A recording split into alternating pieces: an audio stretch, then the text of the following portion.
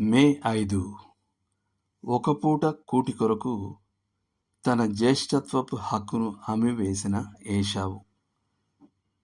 హెబ్రీలకు రాసిన పత్రిక 12వ అధ్యాయము 16వ వచనం.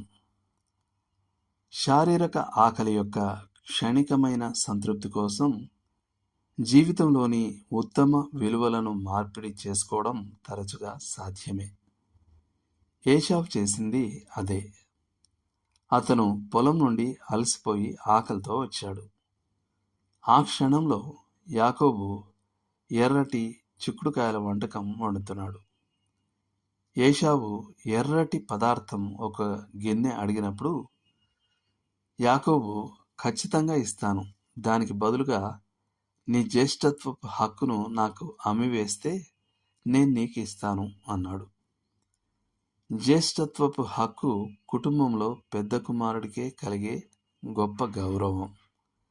దానివల్ల అతడు తర్వాత కుటుంబం లేదా గోత్రానికి నాయకుడు అవుతాడు మరియు ఆస్తిలో 2 వాటా పొందే అర్హత కలుగుతుంది. కానీ ఆ క్షణంలో ఏశావు జ్యేష్ఠత్వపు హక్కును తక్కువ విలువైనదిగా భావించాడు.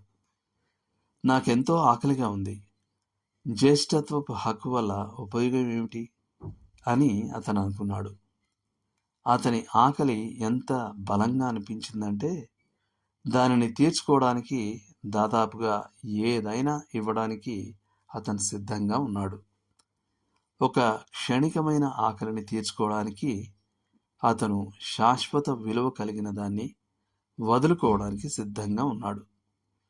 మరియు అతను ఆ భయంకరమైన ఒప్పందం యాకోబుతో చేశాడు. ఇదే విధమైన పరిస్థితి దాదాపు ప్రతిరోజు పునరావృతం అవుతోంది. ఇక్కడ ఒక వ్యక్తి సంవత్సరాలుగా మంచి సాక్ష్యాన్ని నిలబెట్టుకున్నాడు.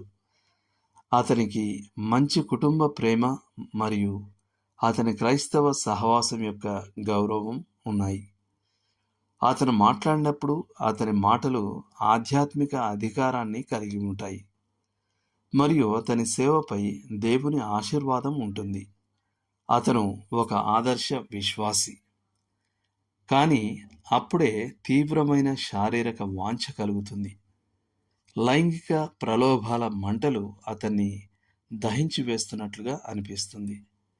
అకస్మాత్తుగా ఈ శారీరక కోరికను తీర్చుకోవడం కంటే మరేది అంత ముఖ్యమైనదిగా అనిపించదు. అతను హేతుబద్ధమైన ఆలోచన శక్తిని విడిచిపెడతాడు. ఈ అక్రమ సంబంధం కోసం అతను ప్రతిదీ త్యాగం చేయడానికి సిద్ధంగా ఉన్నాడు. అందుకే అతను ఆ పిచ్చి పనికి తెగించాడు. ఆ క్షణికమైన పని కోసం అతను దేవుని గౌరవాన్ని, తన స్వంత సాక్ష్యాన్ని, తన కుటుంబం యొక్క గౌరవాన్ని, తన స్నేహితుల గౌరవాన్ని మరియు ఉత్తమ క్రైస్తవ స్వభావం యొక్క శక్తిని మార్పిడి చేసుకుంటాడు.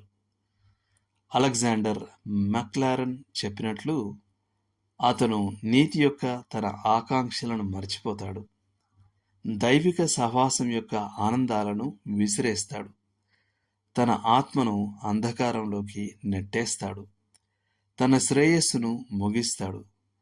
తన మిగిలిన సంవత్సరాలన్నిటికీ తన తలపైకి విపత్తుల జలపాతాన్ని తెచ్చుకుంటాడు మరియు తన పేరును, తన మతాన్ని ప్రతి తరంలో ఎగతాళి చేసేవారి తీక్షణమైన వ్యంగ్యాలకు లక్ష్యంగా మారుస్తాడు.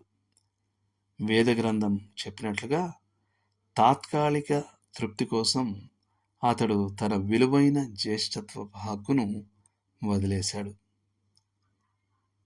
దేవుడు మిమ్మును దీవించునుగాక. ఆమెన్.